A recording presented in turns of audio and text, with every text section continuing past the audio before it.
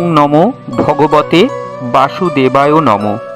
শ্রীমদ্ ভগবত গীতা প্রথম অধ্যায় শ্লোক 32, 33, 34 এবং 35 একত্রে।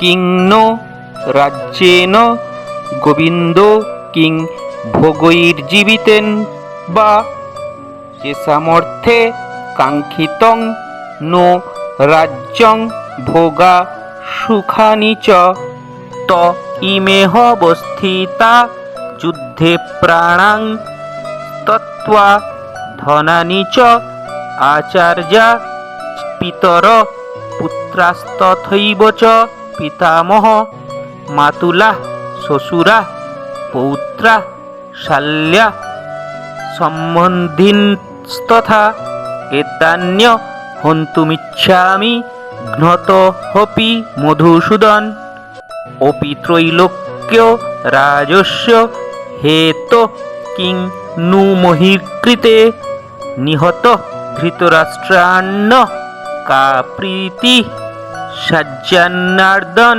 হে গোবিন্দ, আমাদের রাজ্যে কি প্রয়োজন?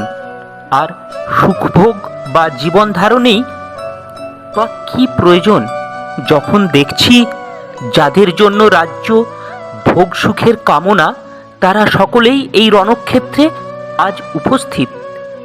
হে মধুসূদন, যখন আচার্য, পিতৃব্য, পুত্র, পিতামহ, মাতুল, শ্বশুর, পৌত্র, শ্যালক ও আত্মীয় স্বজন সকলেই প্রাণ ও ধনাদির আশা পরিত্যাগ করে আমার সামনে যুদ্ধে উপস্থিত হয়েছেন, তখন তারা আমাকে বধ করলেও আমি তাদের হত্যা করতে চাইব কেন?